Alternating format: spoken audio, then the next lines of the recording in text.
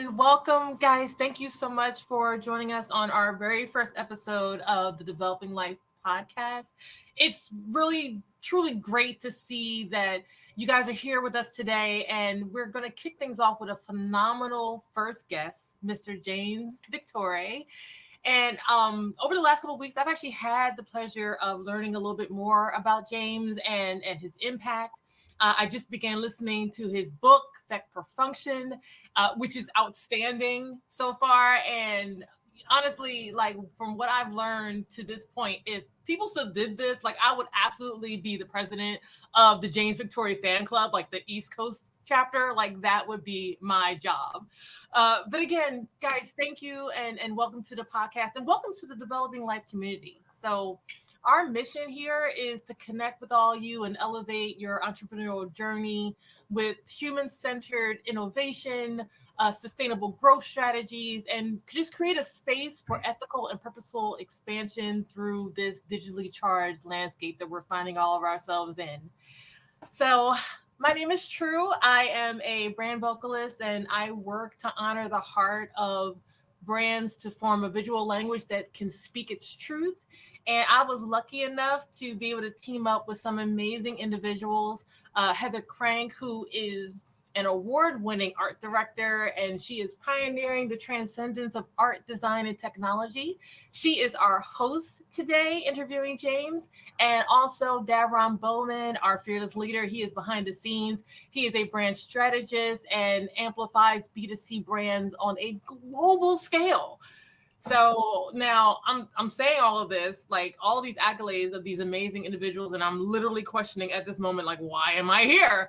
Which absolutely tracks, because we are going to discuss something that pretty much has all of us in a chokehold, which is imposter syndrome. So I am so amped to listen in on this discussion with Heather and James, and I hope y'all are too. And from this point on, if you have any questions that you would like for James to answer, go ahead and go back to the event page. There is a space for you guys to post comments and ask your questions. I will be collecting those, and we will bring them in, as many as we can, at the end of this interview for James to address. And whatever we don't have a time to get to during this interview, we will hold on to those questions and answer them in post content after today's event. All right, so guys, enjoy and take it away, Heather. Thanks, Drew. Hey, everybody. Welcome to this podcast, LinkedIn Live. I am thrilled today to introduce you to James Victore, the legendary James Victore. James, would you please take a moment and introduce yourself? Howdy, I am James Victore. I am the author, designer, artist, and a big fat fake. True to form on our imposter syndrome subject today. Okay. Would you talk a little bit about how you got started or why you consider yourself a big fat fake? Oh, how I got started is, quite frankly, I was born to do what I do for a living. I was born wildly creative, as we all are. We're all born wildly creative. We're all born with the gift of play and joy and fun. Um, and I was lucky enough and hardworking enough to hold on to it through my childhood, through grammar school and high school, which is very difficult to grow up and be, to get through that process and be weird. Mm-hmm. Hold on to that. I knew what I wanted to do at an early age, but I had to go and fail a couple of times first, because that's kind of the process. Meaning I went to university to study physics, and I realized I got there and I realized I wasn't actually very good at math, and physics is all math. So I failed out of that, and then I went to the School of Visual Arts in New York with literally like a stack of albums under my arm and a couple of dollars in my pocket. And then when I got to the School of Visual Arts, I realized it wasn't really what I wanted, and I was asked to leave. So I was kind of asked to leave art school. Wow. And I started working basically 3 weeks after that. So I had no training whatsoever. And I just I learned to design the same way that one would learn to swear. I kind of just picked it up on my journey. I have no real training. Um, I was lucky enough to start as a designer just before everybody was using computers. And I never really became super computer literate. Hmm. Um, I was much more interested in, I mean, what made me creative and why I got into this is because I liked making things with my hands. I liked scissors and I liked drawing and painting. Um, so, if I was going to follow my fears, which I try not to do, I learned years ago that I'm basically afraid of everything, and I just kind of don't let it stop me. I just Wow. I just keep on going, right? Hmm. I love more than I fear, right? Like a fireman is afraid of fire, but they love their job and they love helping people, so they move forward. Right. I do feel the imposter syndrome. I do feel the fake and the fraud thing pretty much every day, but basically just don't let it stop me. Because I love what I do and I want to get paid to be James Victore. And as hubris as that sounds, I think that should be all of our goals. All of our goals is just to be ourselves, right? Yeah. The Danish philosopher Kierkegaard said the most common form of human despair is not being yourself. Wow. And I think that kind of encapsulates a lot of what I try to put into my writing, what I try to put into my teaching, and why I've graduated from being a commercial graphic designer into the kind of designer I am now, which I use design and art as the teaspoon of sugar to get bigger ideas across. Ooh, I love that. Okay, so I'd really like to dig into imposter syndrome. So before we start, let me just give you the definition of imposter syndrome. If you're not familiar with what that is, Merriam-Webster defines it as a psychological condition that is characterized by persistent doubt concerning one's abilities or accomplishments, accompanied by the fear of being exposed as a fraud. I'm super guilty of this, despite evidence of one's ongoing success. So many of us in our life feel like imposters, myself included, like I'm pretending to be a lesser version of myself. Was there a moment in your life that you can speak to where you intentionally made yourself small? And how did you overcome that and step into what you're doing right now, more of your full potential? Yeah, I think the opportunities to make yourself small um, are are are rampant if you want to get somewhere, Mm. if you want to continue your journey, if you want to grow. Mhm. Right? There's this chrysalis at every single stage, as far as I'm concerned. I look at the Joseph Campbell's The Journey of the Hero, I right? love that. Yeah. It's what people use as a story arc, right? And it's the journey, and it starts at birth, and then you've got to kill your father, and you've got to go through this. But the process, I'm going to rewrite. I've redrawn his process, and the way I've redrawn it is I put in little notes along the way, and they all just say failure. Failure, failure, failure, failure. You have to go through this. And one of the reasons why we we suffer this syndrome is because we don't want to go through that process. We don't want to become new again and again and again because it makes us confront ourselves. It makes us confront that feeling. And I think one of the biggest problems, this is one of the things I wanted to say at the top at the top of this conversation. One of the biggest problems with imposter syndrome is that we have those two words put together. We have that Mm. nomenclature. We have that description. And when we use that, people just go, "Oh yeah, no, I've got imposter syndrome," without investigating it, without being curious about it. Mm. Adopted. It's so easy for us to do that, and it's wrong. And I think anybody who easily adopts that really should investigate it, because I think the real fraud on their part is not being themselves. That's Ooh, that's the fraud. That's the fakery. that's true. And people always notice that anyway. When you're pretending, we all pick up on it, even Yeah. though we think we're appearing one one way everybody else notices the inauthenticity. Some people think that if they get a bunch of awards and they're really successful, that that inner voice, that imposter syndrome, is going to go away. Does that work? Imposter syndrome is just like any other fear, and fear never goes away. Hmm. Fear never goes away. Um, if it truly did, we would be uh, obnoxious. We would be complete bores, right? Yeah. It kind of serves a purpose and keeps us, humble. But fear never goes away. We get better. We get better at confronting with it and dealing with it. I experience it now in this conversation, or in the 3 minutes before we got on. I was just like, they obviously have the wrong person. They shouldn't be talking to me. They should be talking to some psychiatrist or somebody who has a degree. Hmm. Um, and I remember an art director pal of mine. Yeah, this was when I was maybe my early 30s, and I had won a number of awards abroad uh, Hmm. with my poster work, some of the Grand Prix at some of the big poster biennales. And he said, "Does that help you at all?" And I said, "It doesn't really help me at all, Hmm. but it shows me that my boldness is worth it.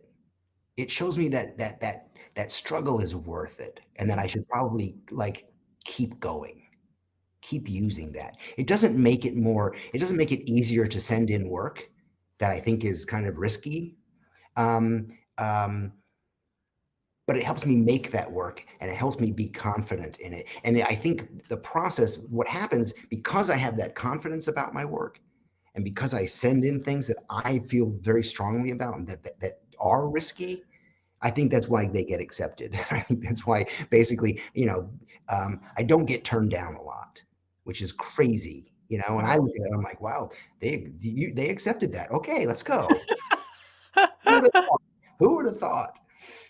Okay, so I think the process is you get better at confronting the fear or the imposter syndrome, and you realize that the imposter syndrome, when you get that feeling, it's not this it's not this medical phenomenon, right? right. It's just a feeling, and that feeling, we even call it imposter syndrome, but again, it's the wrong nomenclature. It's excitement, Mm. apprehension, it's Hmm. growth, it's Hmm. adventure, and we should listen to that call and not cower from it. Wow. Super important. So that's really interesting. So you, like, when you applied to awards or put your work out there, it actually helped encourage you to keep going because people were seeing some of your value and your worth, and it was like an indicator that you're on the right track. Yes, yes. And I also learned, it's taken me a long time to learn. That's why I can teach it now. I also learned that when it doesn't work, Hmm. that's not my audience. Oh, It's not interesting. about me. When it doesn't work, it's not about my audience. I've got a new advisor on my staff, on my board, and I complained like a whiner to her the other day that every time I send out a newsletter, like Hmm. I lose subscriptions. I sent out the sweetest Mother's Day newsletter, and I Uh-huh. lost subscribers. Oh no. She said, and she, like, just cool and calm said, "Let's scare some more off, shall we?" Because imposter syndrome makes me go, "What am I doing wrong? Oh, I should figure out what they want, and I should cater to them." Like, no, Hmm. they're a bunch of looky-loos who shouldn't be on the list. Right. So, do you think like that's how you gain more confidence in when you actually have the ability to say those aren't my people and being able to stand in that and know who your audience is and isn't? Yeah, yeah, and I think that that is the proper way to find your audience, is to literally settle into yourself, know who you are, Mhm. and the alternate process of that is know who you aren't and know who you are not for. You know, there's some work that it's in my book Effect Perfection, and also in a couple of other things that I've made that says I am not for everybody, just the sexy people. Right? I love that. And it's just a way, it's a way for me to figure out, you know, like not everybody likes David Bowie, not everybody likes Prince, right? Mm-hmm. Mm-hmm. Not everybody likes James Victore, and I have to be cool with that. Right. I agree. I think that's so important. That's actually something I've been working on myself a lot lately. Is someone recommended to me a book called The Courage to Be Disliked, and I think that's really important. That's awesome. So another area of imposter syndrome, I think, where people can kind of get stuck or hung up a little bit is when they undergo a status shift. So let's say you've been a graphic designer for a long time and you're moving into being an art director or creative director, and you might feel like, what am I doing here? How am I qualified to be able to do this new job? So if you're making that kind of transition and you're feeling like an imposter as you're moving into a different position or a different status, Mm-hmm. how would somebody deal with those feelings of, I don't know what I'm doing, I don't belong here, I'm not capable? And have you ever had to overcome that in your career? Sure, sure. I mean, even if I got a call or a text for a new job today, I mean Yes. that's always the first, especially if it's a excuse me, if it's a client I haven't worked for before. I mean, that's the first reaction is like, what do I got? What are they calling me for? I don't what, huh? How can I possibly, right? Mhm. Again, that's the call. You know, and if you are moving up in a job or basically moving from a small pond to the next pond, Right. you have to understand that that's the process. That's the Mhm. process. The fact that you are being allowed into those waters means you belong in those waters. And here's the other thing. The reason we have that feeling, especially if it's in a social situation. You're like, oh, I've got to go to this. I got to, back when I was in New York, I went to a lot of, the little private designer creative events with Baratunde Thurston and Brene Brown and, all the fancy pants. And, going into those things, it was just like, okay, let's do this. Like, okay. But when you move into those circles, you have to understand this other thing. The reason why we're afraid is because we're concerned with what other people are going to think or say. Mhm. Guess what? They don't fucking care. First of all, they don't know you're scared. Mhm. They don't know you have that feeling in your stomach. You don't know that they don't have that feeling in their stomach, Mm. right? Right. They don't care and they don't know. So get in there and go and just be human and just be authentic, and part of that is just be vulnerable, right? Mm. Right. Mhm. And again, um, if you and I've got a 6 and an 8-year-old kid. Mhm. Mhm. I got to teach this all the time. If you do anything enough times, you're going to get good at it. You're going to get good at it. It's just practice. And I think what we can do is one of the tools that we can do for imposter syndrome is practice showing your work, practice getting your voice out into the world, practice sending sketches and talking about your process. Mhm. That Mhm. helps. If you're awkward socially, and I know that I am, practice on the daily. Like when I go to the grocery store, I'm standing in line and you're kind of stuck there, right? You're stuck with all these people you don't know. I'm like, dude, force yourself. Just smile, look them in the eye and smile. Like this is a moment, James. Oh. This could be growth, but it's really good for you if you do that. I love that. You are speaking my language. As a shy introvert, the social awkwardness issue is a big one for me. Mm. Doing things like this, though, like we're doing right now, are great Yeah, opportunities yeah, to get out there and practice. yeah. Um, One other area I want to talk to you about, speaking of vulnerability, is when we're moving into a position where we're growing and we're vulnerable and it's a little messy, how can you differentiate between constructive self criticism, where you're actually trying to get better, Mm, and detrimental imposter feelings? yeah. And can you give me at least 3 examples? At least 3 examples. Yes, please. Um, um, Detrimental.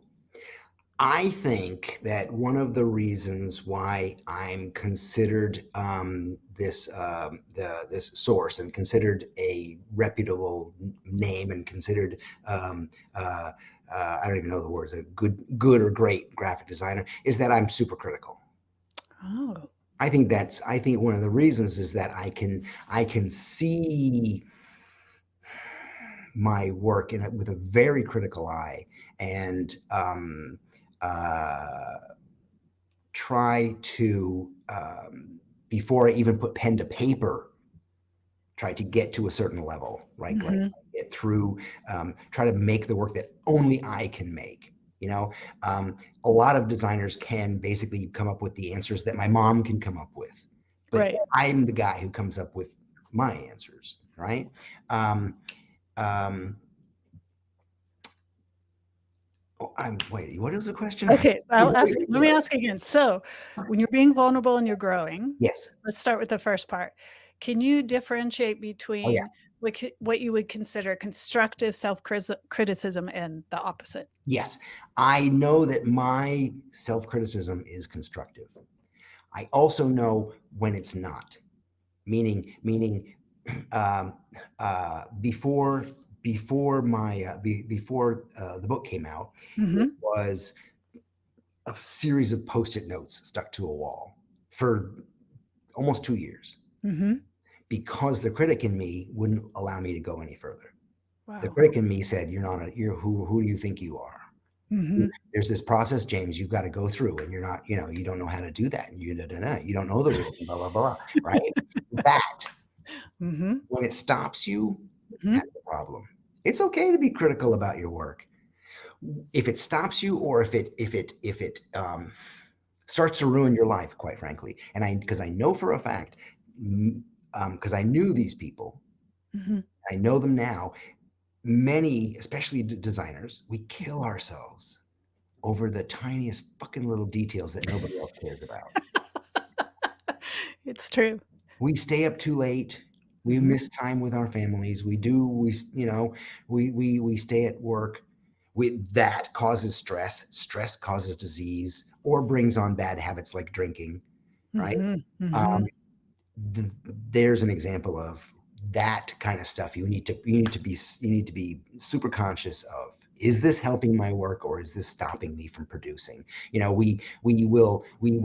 We will stop ourselves from starting projects or from showing our work mhm, or from making changes in our lives because we're not ready, mhm, and we will not finish projects or ship projects or talk to new people or make new connections because we're not ready. Listen, we're never going to be ready.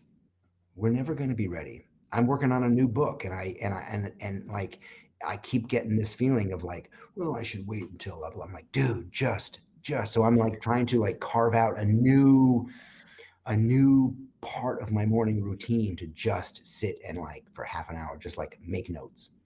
Scheduling an organization will save your life, right? So mhm, I'm scheduling new time for me, and that's just James time. That's just like, how do I get past this imposter syndrome? I don't want to go through that process I did with the last book, mhm, you know? So if there's any process that's stopping us from moving forward, that one's got to go. mhm, But being critical about our work, that's a good thing. That's a good thing. I sometimes send out work that I'm like that people love and that gets accepted and paid for. And I see it published and I'm like, I could have been a little bit more critical about that. you know, um, Mhm. um, but what that proves to me is that level of perfection that I'm searching for, it doesn't exist. Nobody cares. Nobody cares. So, do you feel like the ritual that you've developed around your process helps you um, with the critical inner voice? And do you think that if that voice is really loud, it's probably something you really should do? Yeah, yeah. I think that I had said scheduling an organization were a tool. I'm an action guy. Mhm. And the only thing that we are in charge of, the only thing we are in control of in our lives are our thoughts and our actions, right? And the way to get rid of those bad thoughts, those like I'm not good enough, self-worth, self-doubt, low self-esteem, imposter syndrome. The only way to get rid of those is to replace them Mm. with good thoughts or replace them with actions. I know for a fact that like when this thing, that self-doubt, that self-worth, Mhm. those limitations become too Mhm. real for me, Mhm. as James, go for a run. James, Ah. go for a walk. James, do something else. Don't do this. Mhm. Change my body. Go to the gym and change all the chemicals. Wipe all, replace all the chemicals in my body, Mhm. or just replace those thoughts. And Mhm. sometimes it's, it's not my wife's job, but sometimes, and not sometimes, often she helps tremendously by reframing. Again, reframing, meaning it is not imposter syndrome, it's excitement, I or love that. or it's even apprehension. That's even better than imposter syndrome, because imposter syndrome is just a fucking 2-inch thick steel door, right? Yeah. Apprehension is a screen door. You're like, nah, it's I could I get through that? Mhm. Mhm. I understand both feelings really well. Um, so okay, Talking so to people here. yeah, you're talking to your tribe. So if you've reframed and you've worked through vulnerability and you've learned to create structure and organization to help overcome that critical inner voice, and you know that if the louder that voice is, the more important the project is, most likely because you Yeah, have more resistance to it. yeah. So in your career, have there been advantages or benefits or positive results created from being a very authentic in business specifically? And can you give me an example? Oh, yeah, completely, completely. Um, I first of all, so I wrote this book, Effect Perfection, and I have become the perfection guy, right? Mhm. Um, that has given me a lot of leeway professionally. People are like, oh, he's the tech perfection guy. That's why it looks that way, or that's why we let's they will give me what I want because they're like, oh, he's the tech perfection guy. So I've cut myself a nice big niche to work in, which is very groovy. Um, but I think what happens when we are truly vulnerable and we Mhm. are truly authentic is what we're doing is we're creating a reputation for Mm. ourselves. What I do with my coaching clients is to get them to kind of like create their boundaries, because their boundaries and what they will do and what they won't do, that starts developing their reputation, and they can live Mm. by that. I my reputation that I've allowed myself. I mean, that's the thing. I've just allowed myself a lot of creativity. That's why I want to work. I want to do creative jobs. I want to get paid to be the artist in the ointment. Um, um, that gives me a lot of freedom. Um, it also keeps me from that level of despair that I was saying, the Kierkegaard thing. Because when I'm not myself, that's when I fuck up. That's when I screw up. If I feel like I'm trying to do something that I think the client, I think this is what they want. I think, like when I start asking what anybody else wants, then I'm screwed because then I'm just guessing. I Mhm. don't know. Mhm. You know, I will have the audacity. to assume that they come to me because they want me. And Right. that gives me a lot of freedom. And yes, I admit that it does seem like the complete opposite of imposter syndrome or ego or hubris or something. But what it does for me is it just allows me to be me, and that's the easiest thing to do in the world. And I don't have to do a million sketches. I don't have to feel like I'm bending to fit into somebody else's thing. You know, Mhm. I'm not the kind of guy that you come to if you want to get trained to love cubicles and fluorescent lighting. That's not. Right. Hmm. Hmm. So I really love what you just said about boundaries. I think a lot of people struggle with boundaries. A lot of people want to say yes, and it's part of that desire to be liked and be included in groups or structures. Um, if someone was struggling with setting boundaries and understanding who they are and being able to be authentic, when you're coaching them, what would you tell them? Um, Boundaries are self-respect. Boundaries are literally what you want and what you don't want. Mhm. Um, and it's not impossible to set boundaries. It's really hard to hold boundaries. Mhm. I'm telling people now, it's not as hard to make money as it is to keep money, and that's boundaries too. That's setting up personal boundaries, what you will and will not do with the funds that you earn. Um, um, but the boundary thing is extremely important, and communicating those to other people is Mhm. where we have the problem. Again, Mhm. it's always other Mhm. people, right? What does Oscar Wilde say? Hell is other people, right?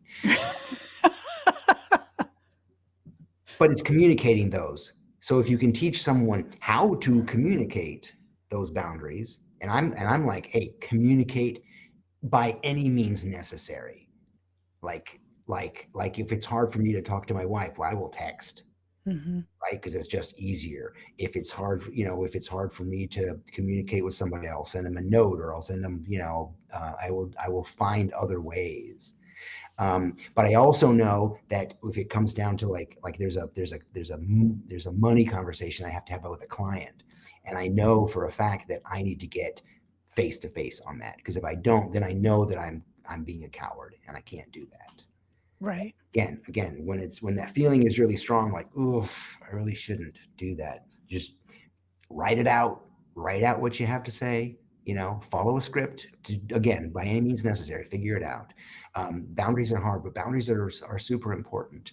Um, I mean, even for the imposter syndrome, knowing those boundaries will help Mhm. tremendously. Like if you're going to go into a new situation and a new job, like, Mhm. here's what I hated of the old job. Here's what I'm not going to bring. And if I Right. get to the new job and it's there, Yeah. I'm gone, right? Right. Or Right. or you teach people, this is what boundaries are. Boundaries are. It's a guide how to deal with me. And when I get a new client, we literally send them a guide how to deal with me. Like, this is how I work. There's not going to be a million sketches. There's going to be one, and you're Mhm. going to love it, right? Two, I'm going to ask for more money. That's just how it works, right? It's just like, this is how to work with me. So we don't end up down the road like, oh, but wait a minute. But you thought that I thought that,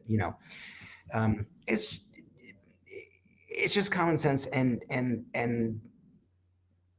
again, it's not about us. It's about us to other people. It's our attitude towards how we're going to be received. And for the most part, people will receive you well. And again, when you start setting those boundaries Mhm. and living by them, it just becomes easier because you've established a reputation. Ooh, I just love that. I've got a question here from Devron, who's behind the scenes for us. Dude, Um, he is asking, how do we strike a balance between humility and recognizing our achievements? How do we present our achievements in an attractive way as opposed to a prideful way? oh, yeah, that's kind of like jumping off the bridge, though. I don't think that people are, You know, if you're a dick, you're a dick, right? If you consistently come off in a prideful, boastful way, then you need to, double check yourself before you double wreck yourself, right? Um, um, I think most people know where that boundary is. It's such a funny, the little bit that I know Devron, it's such a funny question coming from him. Such a kind and generous gentleman. Mhm. Um, I often I don't struggle with that, but I think about that sometimes. Like, wow, do I just come off as like super like aggressive or super like, not needy, obviously, but um, um, personally, I can't worry about it because I know that I'm not. I know that my intentions are always good. My intentions are always for other people. And I think that would be one way for us to kind of judge that is what are your intentions here? Um, and again, with practice, you're going to find out how far you can, how boastful you can be. I think with that, if I suffer from that, I actually suffer from pulling it back way too much. Mhm. Pulling it back way too much and not going, hey, by the way, I'm kind of a big deal, I mean, I have friends who literally can say that when they're in a meeting or say that when they go into a party situation. Hey, I'm kind of a big deal. And I'm like, Wow. rub some of that off on me. That's kind of cool. If you can make that work in a humorous way, it's kind of cool. Yeah. I actually had the thought the other day about some people can be really judgmental when they see someone in the spotlight or up on the stage and think, how is that person there? I should be there. But really, some people, it's the vehicle for their gift. They need to be on that stage. They need to be in front of people. Otherwise, you're robbing the world of an amazing experience. And I personally think part of it is being able to be humble and truthful with yourself and what you really need and what you're really called to do and being Mhm. okay with that. And I know you have something similar.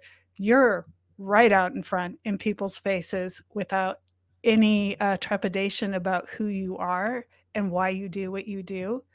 How did you get to a point where you were able to accept that in yourself and be as visible as you are and be willing to even write a book and coach and move into that space that you're in now? Um, if you practice anything, you get good at it. I remember the very first time I ever spoke, and it was shit. It was not good. Steve Heller asked me to speak for a medium-sized event in New York, and it wasn't good. But I enjoyed it. Um, Mhm, and okay, here's the thing. To go back to the first part of your question, or like mhm, the lead up, mhm, I believe, and it's the first line of the book. I believe that we are all born wildly creative, and I mean everybody on the fucking planet is born wildly creative. Some of us just forgot, and for all of us, if we're not sharing that gift on a daily basis, we're doing something wrong. We're robbing ourselves and we're robbing other people of our gift. And we're moving into the Kierkegaard thing, the common form of, despair. mhm, Um, for me, I've learned over the years that people respond to my work. People like my work. I should probably make it available to them. I should probably give it away freely. I should probably sell some of it.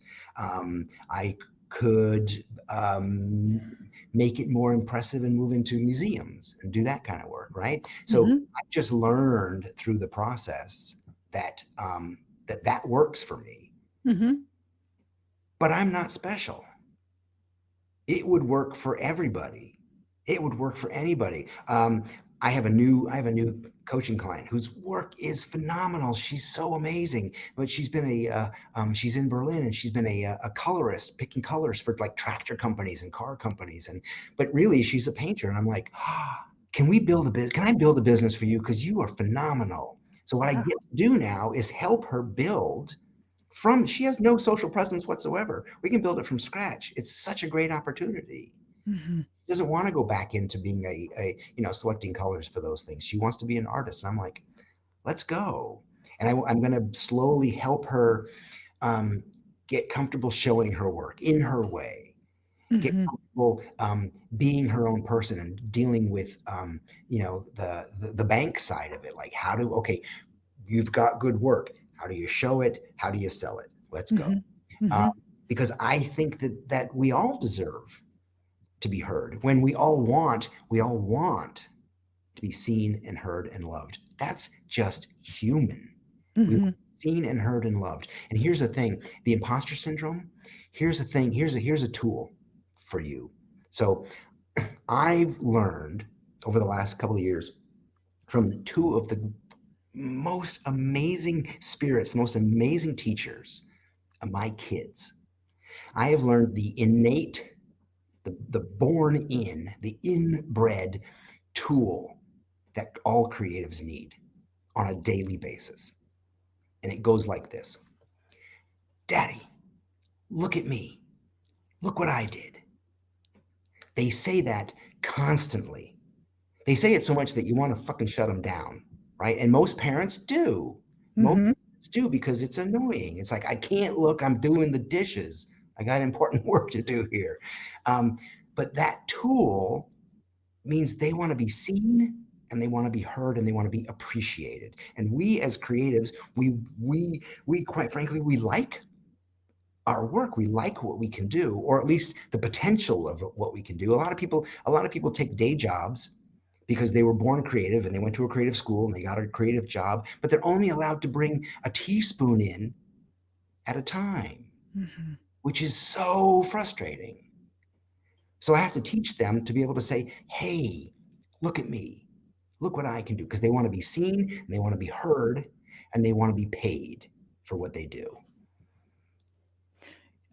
I've heard a lot of people talk about they're okay with being creative, but once money comes into the picture, sometimes then that imposter syndrome becomes Sure, really big. Can you sure, talk about that in our last few minutes here before we sure. open it up? Yeah, I mean it is a conundrum and it is one that I don't know if there's, especially in the world that we live in right now, because it is not a creative led world. And we are not in the most creative country right now, Mhm. right? Because Mhm. it comes from leadership, and we haven't had creative leadership in a while. Mhm. Um, um, but but creativity and money are like two different beasts. And if you want this one, you can't have that one. It seems to be that kind of pull. But the other part about it is, how many steaks can you eat, right? How much do you need? Mhm. I want to get paid to be James Victore. That's important to me. I Mhm. want I want to, even if I have a lean year or a Mhm. tough time, I want my children to see me Mhm. getting paid to do Mhm. what I love, Right. right? That's important. Um, and it seems like, again, there's another bridge to jump off. I want to get paid for my creativity, but I also want to buy a boat or whatever. You know what I mean? You want a lot of money because we see people doing that, especially now with the Mhm. the internet. Uh, Mhm.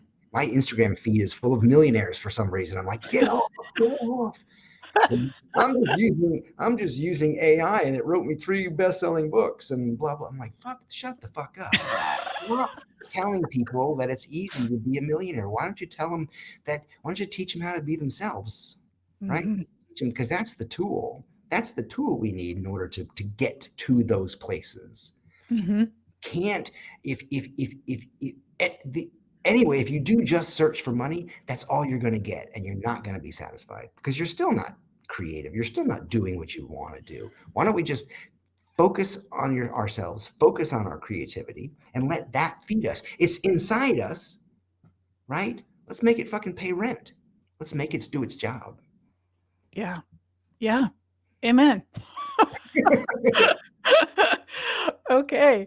So we are now at about 12:45. We've got 15 minutes for audience Q&A. If you haven't dropped questions yet in to the chat, please do so.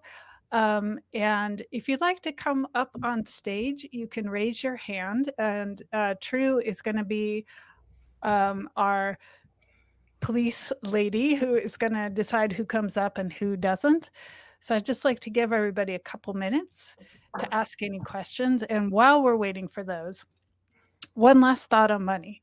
So there's a thing around money that I know I personally struggle with, which is this idea of value and um, creating art and seeing the value in it in a way that is paid puts it in a genre of business that sometimes I feel a lot of judgment from other people. Um, and I think part of the struggle is once something moves into being paid, it becomes really, really real, like crystallized real. And there's a commitment to what I'm doing that's on a whole different level because now it's to me, it's like more authentic. Like it's now I'm a real artist. Now I'm being paid. I'm not just playing with it. It's professional. Yeah. Have you ever felt that? Have you ever gone through something like that? Or do you know somebody? No. I do think that that feeling that you're talking about, and you admitted it, it comes from other people. It comes from other. You said other people. Yeah. Feel, make you feel. Those are not your people, obviously. You're hanging around in the wrong places. Okay. Right. Yeah. The people you should be around are the people who applaud, the people who help you, the people who say, you got paid. I've got a printer who's like, you get paid $200 for a piece of paper. That's amazing. I'm like, yeah, because it's like people like put it in their kids' room. It's important, right? We have to understand the value of it, right? Like you said, I have not experienced that in my life. I've not experienced people saying, ooh, who do you think you are? I have experienced that, like, for some crowds, people want me to be an artist and I have to talk like that. And for other crowds, designers are like, no, but, I've asked my fancy New York designer friends who like do amazing work. And I say, so do you consider yourself an artist? And they're like, oh, no. I'm like, wow, really? Wow. That's crazy. Or, ask my father. Built the house we lived in. Amateur photographer, amateur chef, like amazing. If I asked him, he's now passed, but if I asked him if he was creative, he'd say, oh, no. But I'd say, hey, Dad, can you figure anything out? He'd say, oh, yeah, I can figure anything out. Wow. It's just again, how do we frame it in our heads? Right. How do we frame it in our heads? And how do we exclude the problem is our heads are filled with so many other voices that aren't ours. And we have to really distill what our voice is out of all those other voices and tell those other voices, shut the fuck up. You're not me. And replace those with positive action and positive words. Ooh, that's really powerful, James. Thank you. You bet. I have a question here from True, the lovely True, and she says, what role does mentorship or a support network play in overcoming imposter syndrome? Oh God, you need good people. And I was I'm telling Heather, find a new crowd, baby. We all need, nobody does it alone. Nobody goes it alone. We need other people. Like I said earlier, I'm like, texting my wife, hey, here's what I'm feeling. Like, help me, right? We need positive people around us. We need a positive community. We need feedback. I need feedback. I listen to feedback. If I put something out and people are like, James, I think you've stepped a boundary, I listen, I understand. I'm not indifferent to that. So yes, True, you are right. We do need, nobody goes it without good family. So let's create good family around us. And True, by the way, you are hired as the leader of the fan club. We'll talk about that. Thank you. Speaking of good community. Yeah, I agree. I like your energy. True has great energy. You also have your own mentorship group, and you have groups that come together. I think in the summer you have boot Oh yeah. camps. Do you want to talk about that a little bit while we're on mentorship? Yeah, I have I guess 3 tiers of that. I have our weekly podcast, which is to a certain degree is a mentorship program because we have creative challenges and we have a Discord channel that we share with, and we have monthly meetings, Zoom, live Zoom meetings, plus the weekly podcast. And then the next level would be the coaching, which is the private one-on-one, dealing, helping creative professionals get to the next level. We say we help people to get paid to do what they love, because that's kind of the game. And I mean I could go on and on about success stories. It's so amazing to work with these people who are like into it. And we're changing the format of that in January. So if you want in on the short term, do it now, because in January we're going for only for people who want to be in it for a year. So and then yes, we have our workshops that we put up. Might be doing one in the spring. How would people find the information for those? Instagram, Okay. and through here's something interesting. We were talking earlier about my work and these realizations and how I've changed. Mhm. Um, um, I've changed so much that my website is no longer or anything is no longer James Victore. Like it was jamesvictore.com forever. It is no longer James Victore because I realized that my work is no longer about me. It's about other people. So now my website is called yourworkisagift.com, because we're shit serious about, helping people get paid to do what they love. I love that. I love it. Okay, it looks like we have a question from Devin, and I'm waiting for it right now. So as soon as I see this pop up, let's see. Oh, here it is. What is the best way to overcome imposter syndrome that was brought by an inciting incident? Ooh, that's good. Like an epic failure, for example. Oh, the epic failure was an occurrence, was a circumstance, and it's over. It's over, and it wasn't you. It wasn't you. I'm sure it wasn't something you did intentionally. I'm sure it wasn't something you did out of malintent or cruelty or stupidity. It happened, and you have to walk away from it. It is not you. And dollars to donut that nobody else cares. Dollars to donuts, nobody else cares. We hang on to those. I mean, that's the thing. That's why we are different than all of the other mammals on the planet. We've got these stupid brains that hold on to these things. We hold on to those thoughts. You know, a gazelle gets chased away from the watering hole by a lion, runs off into the bushes, and shakes it off and exchanges all the chemicals and gets rid of all those bad chemicals, and literally sweats it all off, then walks back to the watering hole and puts their head back in. Human beings are like, I got chased by a lion. Last week I got chased by a lion. 2 weeks ago I got chased by a lion. We like hold on to those things. Devron, don't hold on to that shit. It's over. It's over. You did something happened. Even trauma in our lives, we have to understand that it was an occurrence and it wasn't you, and you didn't bring it on. Move on. Move on, or find the words, replace those thoughts with positive ones, or replace them with positive actions. I really love it. Actions, so you will never go back into that situation. And if it involved other people and they were part and parcel, move away from those other people. Yeah, that's brilliant. I've had that many epic failures, many. Me too. I And mean, I'm quite frankly, I am in one right now. I am in one right now. you are? Oh yeah. Oh yeah. Can't go into it, but I am in one right now, and it involves a number of other people. professional people who I feel they just quite frankly didn't have my back professionally, and I have to move away from them. And I'm doing it with no bad blood and love in my heart, and moving on and trying to find people who will help me. Mm-hmm. Oops, it wasn't me. Yeah.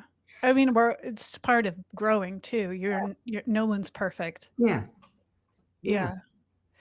And I personally think the mistakes I've made in the past is to identify with that failure and then internalize it and then project it out and then have lots and lots and lots more failures. yeah. And I think your advice to shake it off is one of the Well, best just ideas out yeah, there. but just know that you are not a failure.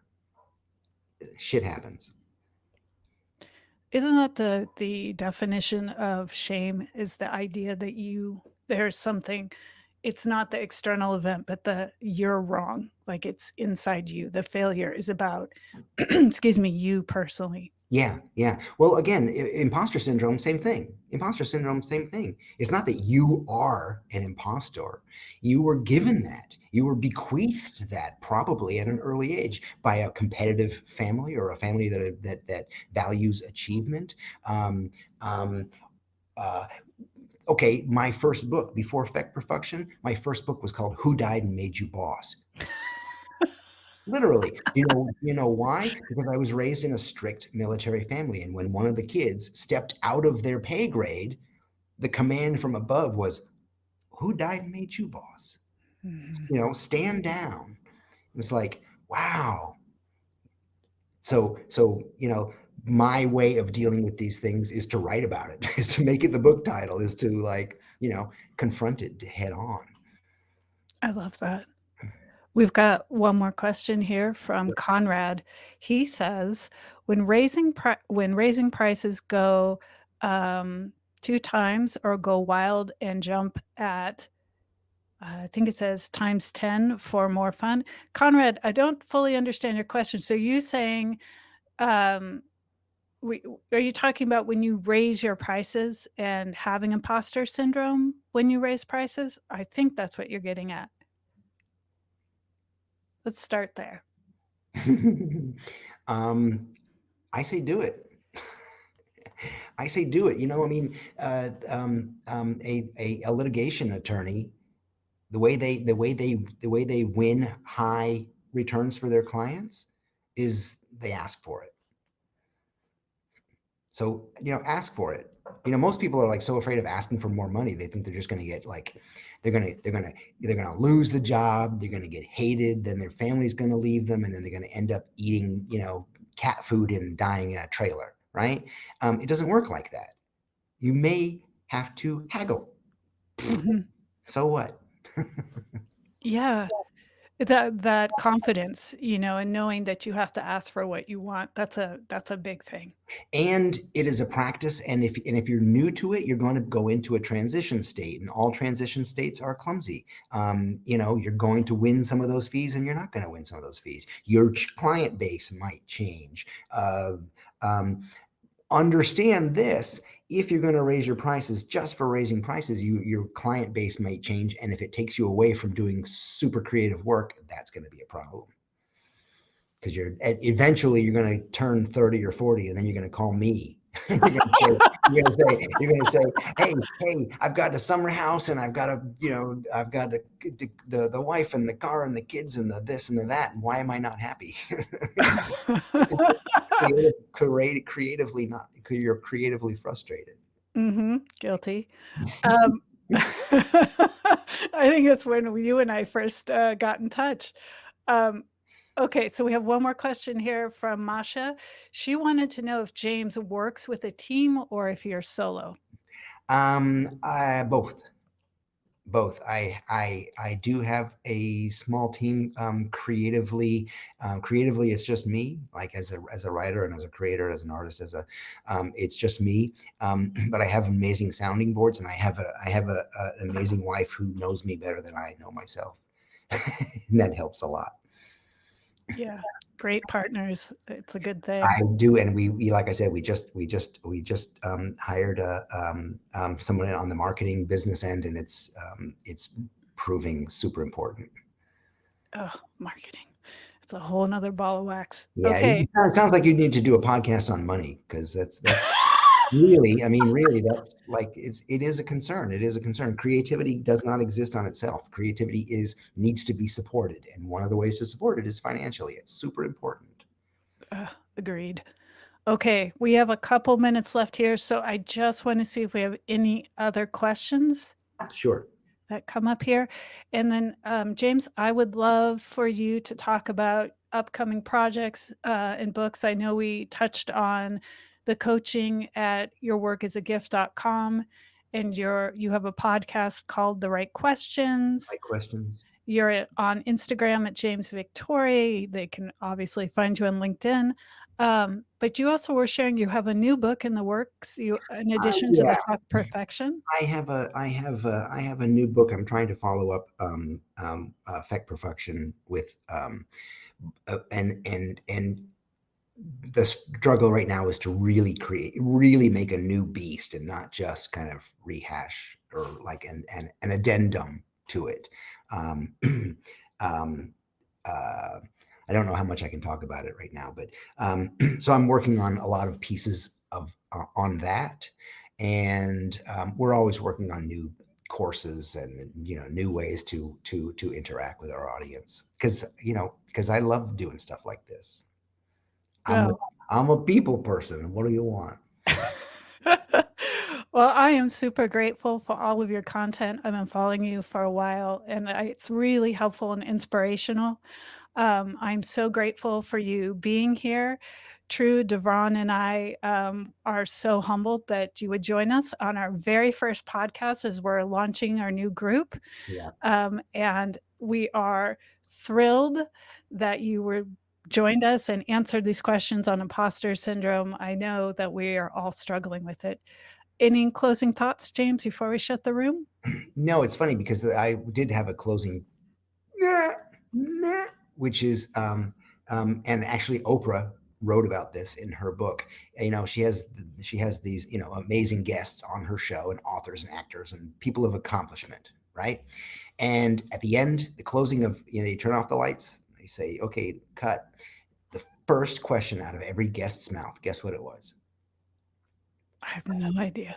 They said, was that okay? Oh my God. Seriously? Yes. And that's me walking off stage I go straight to the booth, not to the people who put on the thing, but the booth. And I say, hey guys, was that okay? And they're like, yeah, dude, that was, and I'm like, why do we do that?